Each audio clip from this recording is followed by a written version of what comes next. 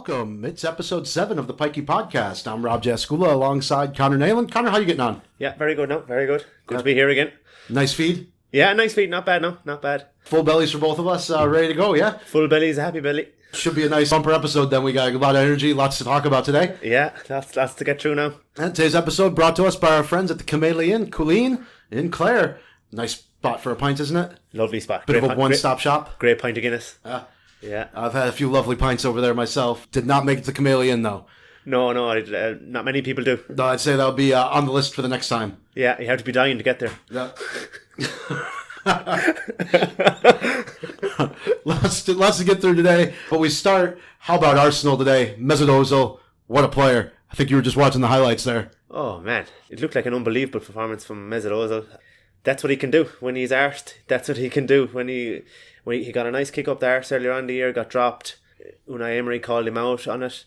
He basically told him that he was pretending to be sick, and ever since then he's been unbelievable. He's involved in all 3 goals today, but yeah, the goals were unbelievable.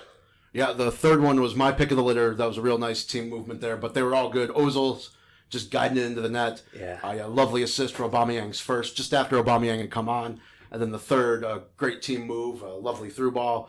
And Ozil he kept his run going, and instead of holding up for once, like you actually saw him sprinting for a moment.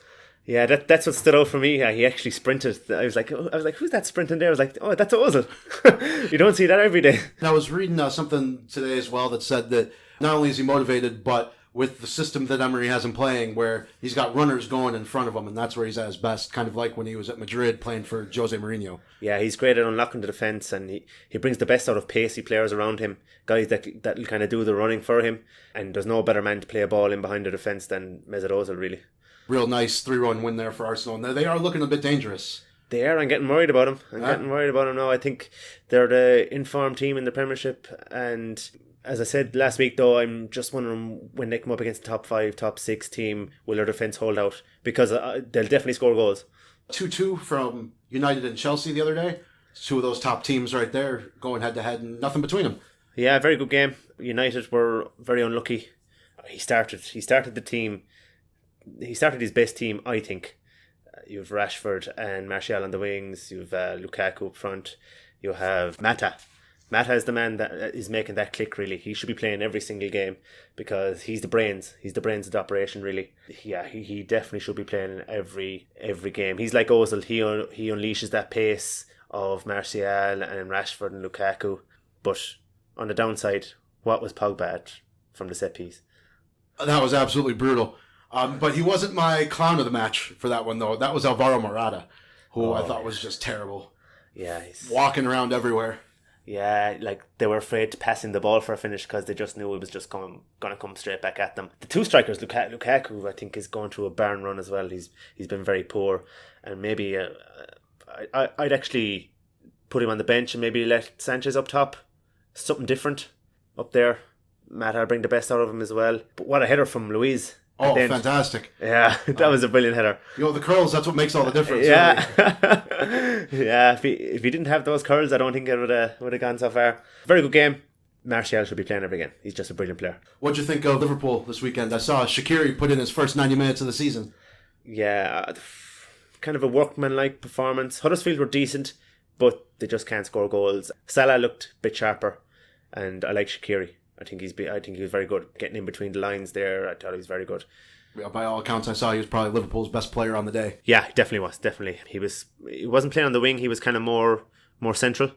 So yeah, he's very good. But another clean sheet, and we're top of the league or level with Man City, and we haven't really played that well. Club in crisis, still haven't lost in the league. Yeah, not a bad spot to be in. No, it's fine. No, it's just as long as we need to get on.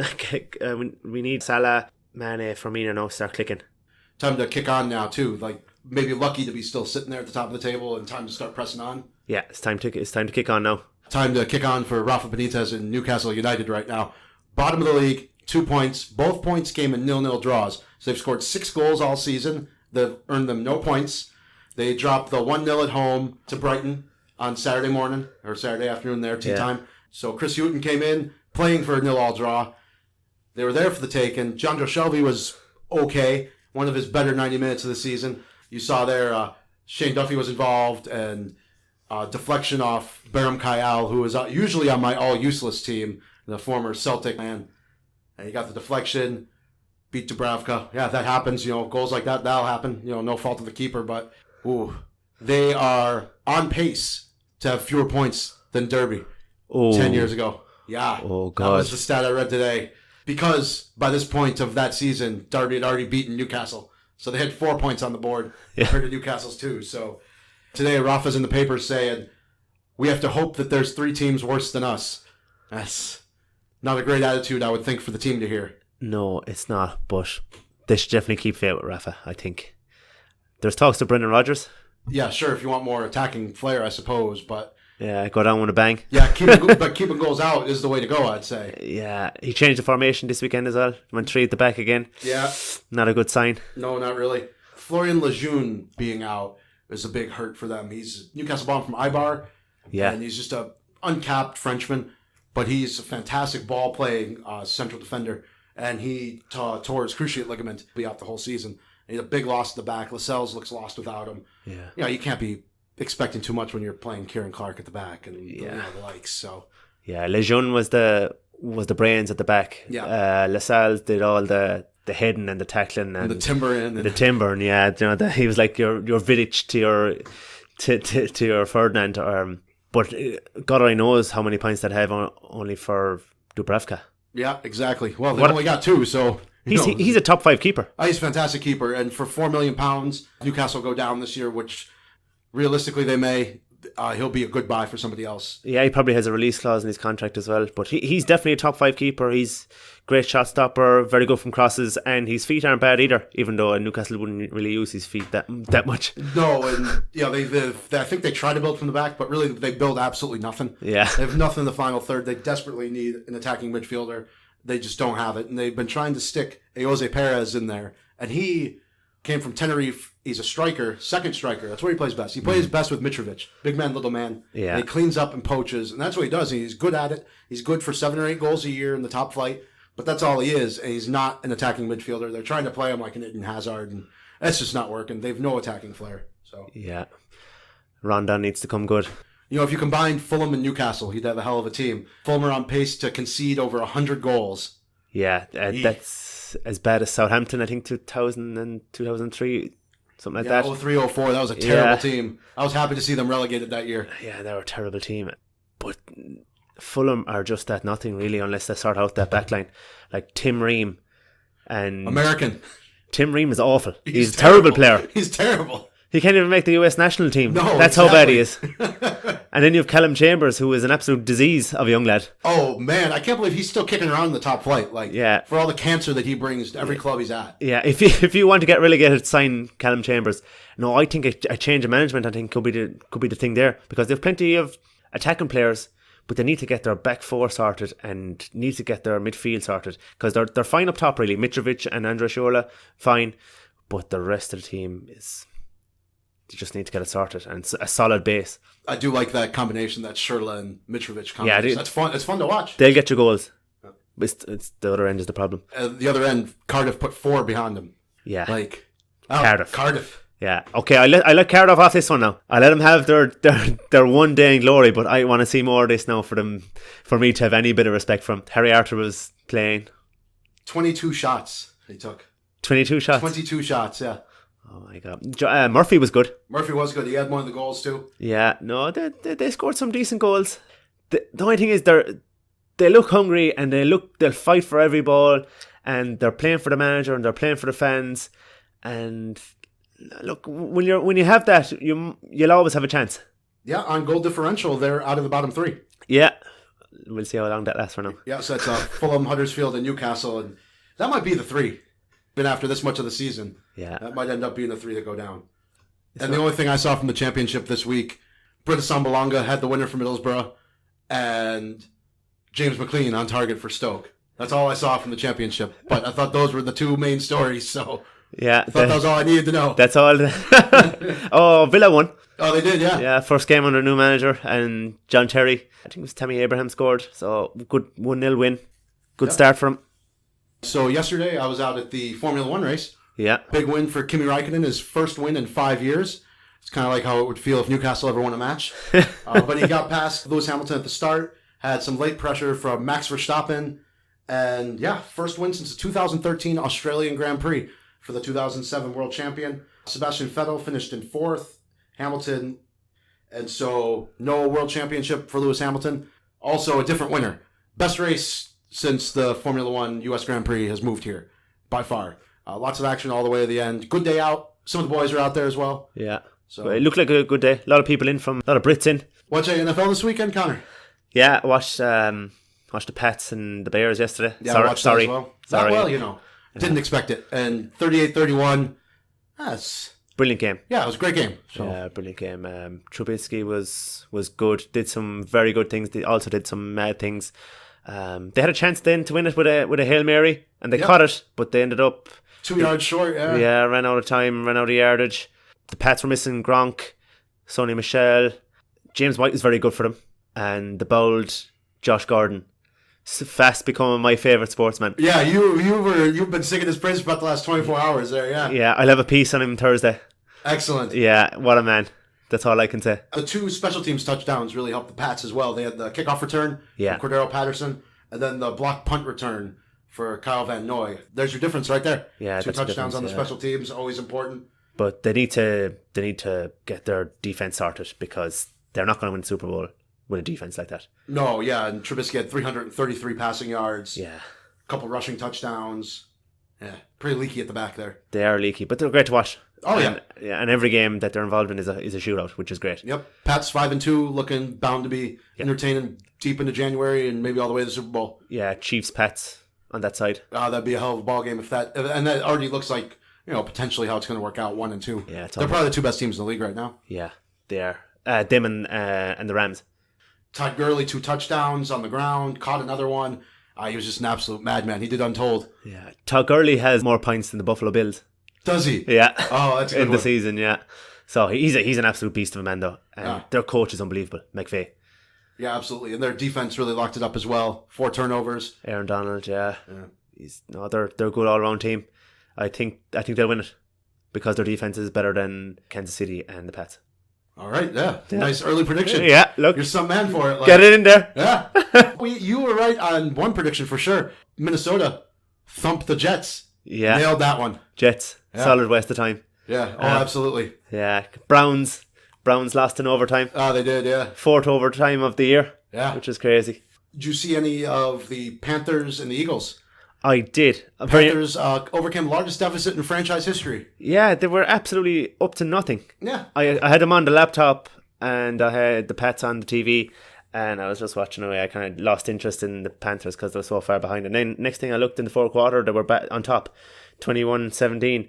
During the game, actually, they used Cam Newton as a blocker at one stage. He was all over the place. Yeah, he was brilliant. Yeah. Absolutely brilliant. But I couldn't believe seeing this. We were on about Mahomes minding himself and Deshaun Watson kind of doing stuff he shouldn't be doing, and then I see Cam Newton actually blocking for a running back, which is absolutely crazy. He's a big old unit. He's a massive unit. I wonder, is he getting paid?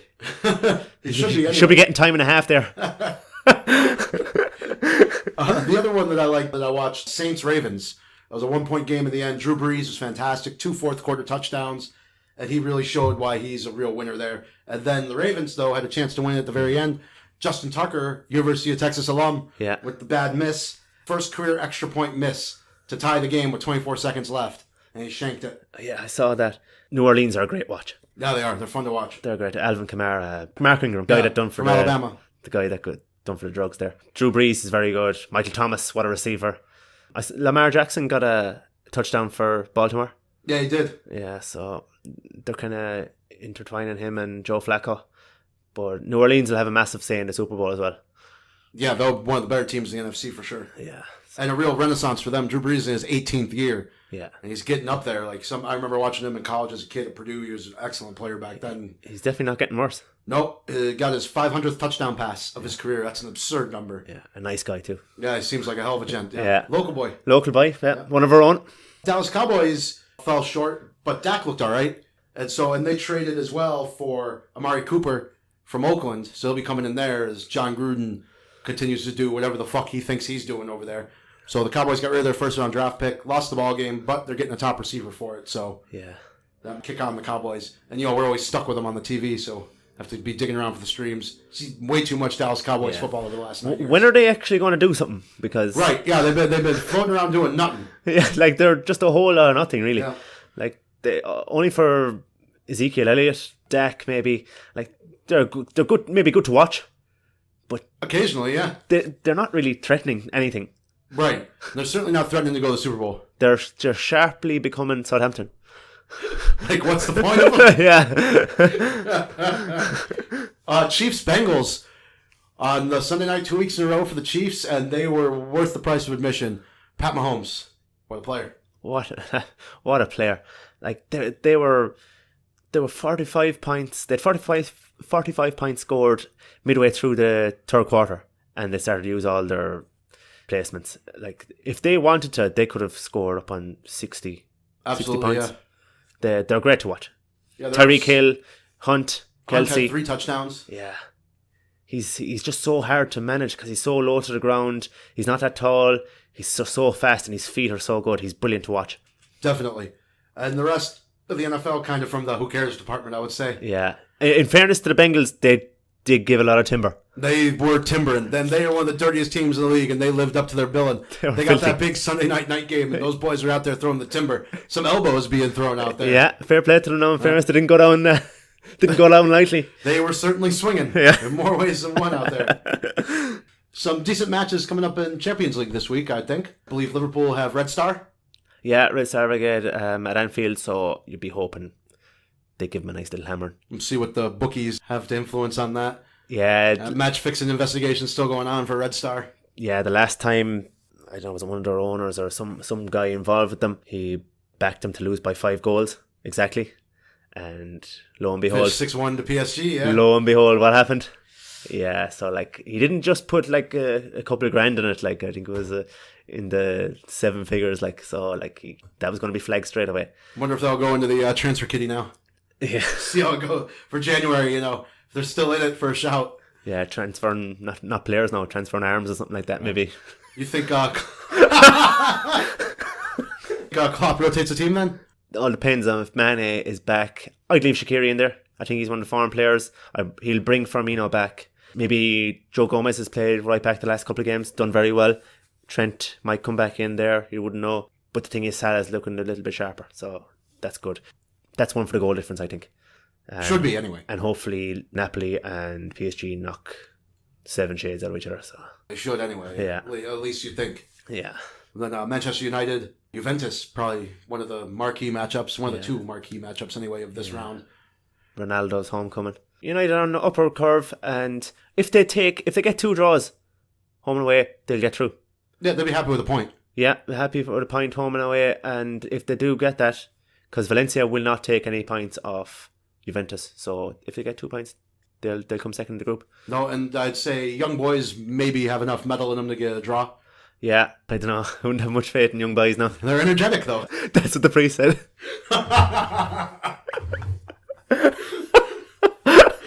Probably our first church joke that we've gotten in there. Oh, first of many. Oh, yeah, I'd say so.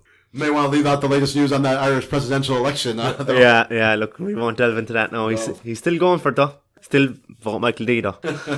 Anything else on Champions League? I think you had your eye on a couple of their fixtures, didn't you? You have Spurs against PSV. Home and away legs to come, so Spurs, they should take 6 points, although PSV are a good young team. Mark van Bommel is their coach. Saw that. I like that he's coaching them. I always liked him as a player. Yeah, he was dirty. Yeah, he was. He was dirty, no. Him and Van Bronckhorst. Van Bronckhorst and De Jong. So, no, but he plays a nice open attacking brand of football, and they've got Chucky Lozano. Oh, he's a good man, yeah. They love him down around here. You'd be thinking Spurs will get 6 points out of that. Man City are gone to Shakhtar Donetsk. They lost there last season, but you'd be thinking they'll pull 6 points out of it home and away. My tie of the round, though, is Borussia Dortmund and Atletico. Yeah, it should be a hell of a match. Yeah, it should be a hell of a match. Atletico are not going so great in the league. No, I saw that they're off to one of their weaker starts in a number of years. Yeah, Diego Simeone's there a long time. I think they've actually got the best squad in La Liga now at the moment. But he plays very defensive football. You'd think he'd have evolved the style of play now at this stage, but he hasn't really. It's your 4-4-2 everyone behind the ball. I know they work hard and stuff but they're not very tactically creative. No, they're not. No, just hard working, and they've got some great creative players like Griezmann, Costa, Thomas Lemar. They've got some good players. Borussia Dortmund, top of the Bundesliga as well. Jadon Sancho, Paco Alcácer. Good team. Very good they team. got some good players there, yeah. Marco Reus. And we're happy with the Yanks. We all think Christian Pulisic is their best player, though, of course. So no, he's not. He's not even close. But he is starting sometimes. So. Yeah. He will be a good player. He's very young. He's only just turned 20. So yeah, could have played for Croatia. Yeah. So he probably picked the wrong team there now. I don't know if he would have been in that team, though. Yeah, probably not. But Croatia very strong. Yeah, very strong. Would have been on the bench for a World Cup final, though. Madrid in crisis. Yeah, Lopetegui is going to get the sack. Yeah, I read there were about 4 different stories going on at once. Yeah. About he's getting the sack. No, he's not getting the sack till the next game. No, he's not getting the sack till January. Then 4 more stories about who's coming in to replace him. Yeah. The assistant's going to be there. Yeah. No, Conte's coming. No, Conte's still arguing with Chelsea management, so it's not going to be Conte. Yeah. No, they're going to go for Mourinho. Yeah. They're playing Barcelona this weekend too, so they want to get it done quick if they're going to do it. As talks of Santiago Solari coming in there to take over as caretaker. So, look, they're at nothing now. They didn't score a goal for a record amount of time. Yeah, I think it's getting near 500 minutes now. Yeah, I think they've lost all respect for him. What a fall from grace. I tipped him to win the World Cup at the start of the year. Tipped Spain to win the World Cup. Then he walked into the... Ruined their campaign. Ruined their campaign. Now he's ruining Real's campaign. Zidane must be laughing. Laughing, sitting on the couch, yeah, feet up. Yeah. Nice cup of tea. Yeah, I walked away. Yeah. I thought that was a great move at the time, too. When you've won 3 Champions Leagues in a row, there's nowhere to go but down. Nothing else to accomplish there. He'd have been sacked this year. Yeah. If they didn't win the Champions League, or if they didn't win La Liga, he would have been sacked probably. And I saw the transfer rumor, Zlatan to Real. It's a rumor that I read today. I think it was Marca that reported it. I don't know about that one, Zlatan. Yeah, there's talks of him coming to United as well, for a 3-month move. Is it 3 months? They get a break, 3-month loan, yeah. January to the end of March. Yeah, but what Put you this way, Wayne Rooney is on 9 goals and 12 assists in MLS. Rooney's flying it. He's absolutely flying it. I have massive respect for Rooney after it. He's actually he's working hard. He just loves playing football. Yeah. He's just like a child going out there playing football. It was the same when Robbie Keane was here. He just loved playing football, loved scoring goals, and Rooney's absolutely loving it. So Wayne Rooney is a month younger than me. Is he? I had no idea. Jesus. The look of him. The state of him. No, I wouldn't be living the least hard life in the world. I'm aging fairly normally. That fella looks 15 years older than me. Yeah, he does. What a disaster of a man. Yeah. But fair play to you, Wayne. Yeah. No. You're enjoying your football. He is. He looks like he's having a lot of fun. In Washington, of all places. Yeah, Washington, D.C. Yeah, nice new stadium there. It actually looks all right. Anything else on the football because we got to be getting close to hurling time soon. Usain Bolt got a contract offer. Oh, in Malta? Yeah, he got one in Malta as well, but the Central Coast Mariners offered him 150,000 Australian dollars a year. He's holding out for 3 million, so they're a bit apart there. Some work to be done at the negotiating table there. I don't know if they'll meet in the middle there now. I didn't see that he'd gotten an offer. That's wild. Yeah, he got an offer, but he's holding out for a bit more. I suppose good for him now.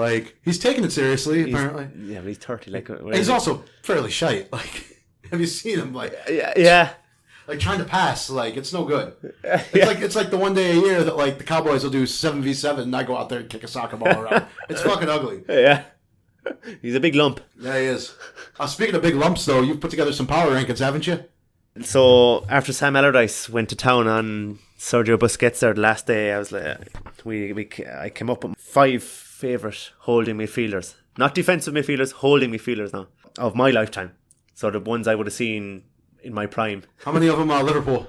There's only one in Liverpool now. If I was doing a top 10, Mascherano lost out, so he probably would have been in there. So number 5, Kante. I just think he's unbelievable. He's like Makelele, except does a lot more. Sits, holds, passes the ball, left, right, gets after the ball. I just think he's brilliant. He opens up so much for Chelsea as well. Yeah, I think Pogba is missing him. 4, Xabi Alonso. What a player. Great player. Never see him going to ground that much either. Just intercepts the ball. And what a passer. Long range passer. Remember that goal against Newcastle? I do, yeah. On the halfway line? Yeah. Sorry about that. Yeah. Stephen Harper did fall, didn't he? Yeah, there was one of Steve Harper's. He got 97 starts in 18 years at Newcastle. Oh my. And that was one of them, yeah. That's the one he's most infamous for. Yeah. Number 3, Pirlo. What a player. Lovely player. Yeah, lovely Great player as beard. well. Never seen him going to ground either. Although he did always have good defenders behind him. So Hardly see him break into a sprint either. Like Yeah. he had a good sense of where to be. no, he could have played like with a cigarette and a pack of fags in his arse pocket, and like he was just brilliant. He played in his armchair, played in his slippers. He was great to watch. Number 2, Sergio Busquets. Great player. What a player! Shut up, Sam. Shut up, Big Sam. What would you know about it? Busquets, like So that means number 1 has to be Eric Dyer, right? no number. Eric Dyer may not have made the top 60. Never mind the top 10. My number 1 favourite holding midfielder of all time is Fernando Redondo, Argentinian. What a player. I was surprised when you wrote down that list before we started. What a player. I advise everyone to go look on YouTube and look at his performance against United in the 99-2000 Champions League. I think it was quarter-final. Oh, what a player. What a player. He was in midfield on his own with Steve McManaman and a guy called Savio, and he took Keane and Scholes to the cleaners, and he set up one of Raul's goals for as well. He was unbelievable. Played for AC Milan as well, Tenerife. Couldn't go to the 98 World Cup because the Argentinian manager told him to cut his hair, and he wouldn't cut his hair, so he didn't go to the 98 World Cup. Good on him. Yeah, so no World Cup 98. I was devastated, absolutely devastated. But Maradona says he's one of the best players he ever played with, and that's enough for me. So, Fernando Redondo. I like that. Nice surprise at number 1. Yeah, look, gotta be different. I've got good news. Daniel Dokes just pinged me here. We've got a new theme song for this episode. Nice. So I hope you all enjoyed the new theme song. That's from Daniel Doak. He's here in Austin, Texas. Donegal man. Yeah. Be sure to check him out. Lovely bar musician. Thursday night in BD Riley's. Yeah. 8 to 11 usually. 2 results. Monaco lost their first game under Thierry Henry. Lost 2-1 against Strasbourg. And Inter Milan beat AC Milan in the Milan derby. Mauro Icardi with a 98-minute winner. That was a nice goal. Yeah, good goal. What a player. Anything with the rugby? I have a bit on rugby. I saw yesterday Leicester against Toulouse. What a game. Yep, that's all the rugby I saw. Was Yeah, Leinster and Toulouse. it's enough. Yeah. Oh man, that was a great game. That was like the old Toulouse. That was like Emile Ntamak, Bernasal, Fabien Pelouse. I have a soft spot for Toulouse after the San Diego. Yeah, Dusatoir. That was like that was like the good old days. Yeah. I was 28, 27. Leinster didn't play that bad, but they turned over the ball 16 times, and Toulouse made them pay every single time. Yeah, they were sloppy there, yeah. Yeah, but that's going to come in the hurling talk as well. It's going to be a theme here for the last sloppy. half of the podcast. Yeah, sloppiness. Yeah, Munster a good win. Munster had a good win Saturday against Gloucester. Not a great performance. Still got 5 tries, and they're sitting top of the pool there. So yeah, they're going well, and you would fancy them to maybe get the bonus point. So yeah, so they got it. Yeah, fancied Leinster to get the bonus point as well, but it was a losing bonus. Yeah. Danny Cipriani's tackle. What do you think? Well, all right. So he didn't even complain about it. By the letter of the rule, red card. But that was soft. Yeah, but I suppose too, like with rugby the way it is, wearing no pads. I suppose it has to be officiated strictly. Yeah. So I understand it. But it was soft. It's harsh, and it ruined the game. Really. And I hate Danny Cipriani. Like, I'd be happy to see him get red carded every match. And bit harsh. Yeah, it ruined the game. Yeah. I thought it was harsh. I thought it was yellow. They have to make a stance now, and they have to do it, I suppose. Like, it was just a stray bit of shoulder. It's not like he had the elbow up or anything. Like, it was just, what? Yeah, he tackles like that, though. Yeah. So it's a bit of a cowardly tackle. Going in with his shoulder, really, so... Yeah, instead of wrapping proper. You can see why he got it. Yeah, but Munster, a good win. Also got a nice little hammering off Racing 92. Expected, you thought? Yeah. Yeah, my team. Yeah. Zebo got a nice try, then shoved his finger in Michael Lowry's face. Saw that. Yeah, so people in Ireland are going crazy about it. It's a storm in a teacup. He apologised. Get on with it. Yeah. Like, not enough to moan about, I suppose. No, it's not. Yeah, so actually for Munster, Carberry and Byrne very good. Yeah. Carberry did a couple of pieces of magic there. It was brilliant. Gotta be excited for him going into the World Cup. Yeah, for Carberry. And there's a break now going into the autumn internationals, and Ireland to be playing New Zealand, so could be a good international break. Might be a nice indication of where Ireland are heading going into the World Cup next year too. But Joe Smith won't show all these cards. I'm thinking he's too cute for that. Yeah, he's a snake. NBA going well so far this season. Off and running. Warriors got their first loss. Against the Denver Nuggets. Denver Nuggets are 3-0. They've very solid team. No one really that you would know of. No, yeah. Harris, Paul Millsap. That's about it, really. Yeah, Paul Millsap's been like the head of the Who's That team for Yeah. years. Like he's just kind of floated around there. Yeah, good pro. Yeah, Gary Harris had 28 points. I think it doesn't get much more anonymous than a fellow I called know. Gary Harris. Yeah. Gaz. It's like a Sunday League footballer name. I saw Toronto against Celtics Friday night. I'm very impressed with Toronto. They got rid of, that was a good one. Yeah, they got rid of DeMar DeRozan for Kawhi Leonard and Danny Green. They're two guys that know how to win and two good lads. And Kawhi Leonard was absolutely unbelievable. He can do it all. He's a great best two-way player in the league. And the Celtics got a rude awakening there. I saw New Orleans Friday night as well. They scored over 139 points, I think. Good team there. Drew Holiday, great defender. Anthony Davis, Julius Randle, Mitrovic. Yeah, I like that. Yeah. I looked up to see if there was a relation there. Yeah, but yeah, he's a good player as well. They have a good team. They'll cause an upset. Then Lakers and Houston. Bit of tin burn in that. There was, yeah. Yeah, they Rondo spat at CP3. Bit of handbags, like. Yeah, a bit of handbag. Brandon Ingram got. He did, yeah. He got a bit narky. He's kind of like, he's not really like that. No, he's a pretty quiet guy, yeah. I think someone told him before the game, you need to harden up and be a bit more nasty. That's what it kind of looked like. And then he just kind of went mad then. He got a 4-game suspension. CP3 got a 2-game suspension. Rondo got 3.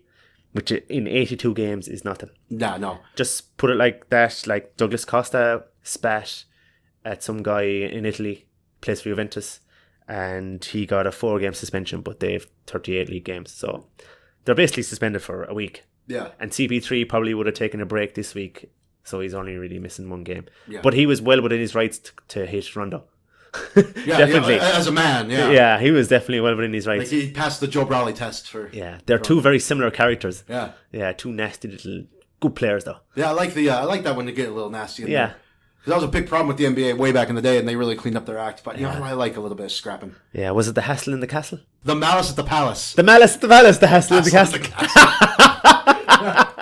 That was the ex-bull, Ron Artest, became Meta World Peace. Oh, They went yeah. into the stands, after he got the beer thrown out and punched the fan, That was 2004. Yeah. The hassle in the castle. That was this one. We're leaving that one in now. I think it's time to talk hurling. Yeah, look. I mean, it's been time to talk There's about no hurling. better time now. I was just waiting for all this. Yeah. I'll go with the football first. All right. Okay, I'll just get that out of the way. Let's get it done, yeah. So, game of the weekend, Antrim County Final, 5 points to 4. What a game. I don't even know the two teams that were playing, and they don't deserve to be named. Move on. Donegal County Final, Guidor won. Shit match. Terrible. Should never have been on TV. Nope. It shouldn't have been the live match either. Yeah. Cassidy and the two McGee's playing. Good old club players. Bit of know-how there. They won. Move on from that. Mayo, Ballintober won. Beat Brafey. So that's Killian O'Connor and Dermot O'Connor's club. So they had a good win. That was on Saturday night. Westmeath.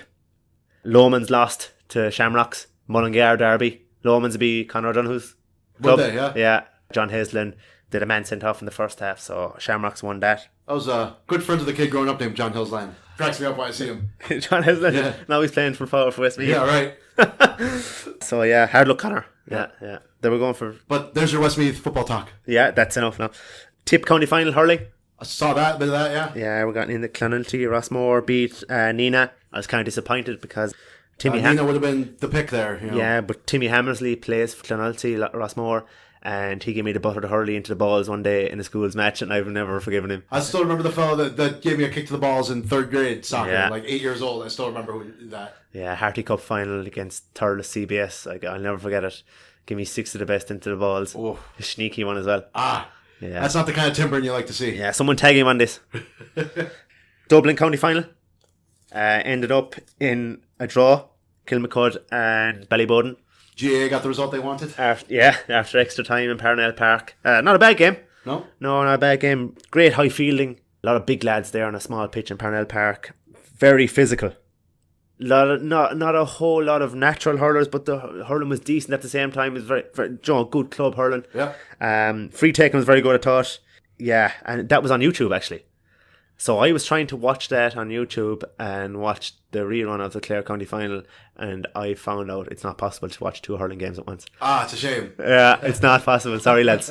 If ever you try to do it, it's not possible. Life advice here, like, we're giving out these top tips. I was a bit dizzy. Now, to be honest, I was watching it. And especially in like that YouTube quality as well. Like, yeah, it's tough enough. Some coverage, and I'm just wondering why more counties don't do it. I know. I thought that it's easy to do. Laois have a Laois TV, I think they call it, or something like that. Mayo have it as well. I'm just wondering like why Clare can't do it. Like, it's easy enough. There's a reason why this podcast goes on YouTube. One of the places I put it. Like. Yeah, all you need is one camera. Like, we're not looking for HD. We're not looking for replays. We just want one camera going over and back, trying to follow on the ball. So Clare GA, get onto it. The match itself, Cratloe looked to be running away with it. They were up, clear 7 points 3 minutes into the second half? Or 7 minutes into the second half? Yeah, 37 minutes. They didn't score after 37 minutes. A lot of wides. Same thing happened to them against Kilmaley. I think they had 7 wides after that point. Yeah, they ran out of steam. Maybe the football is catching up on them.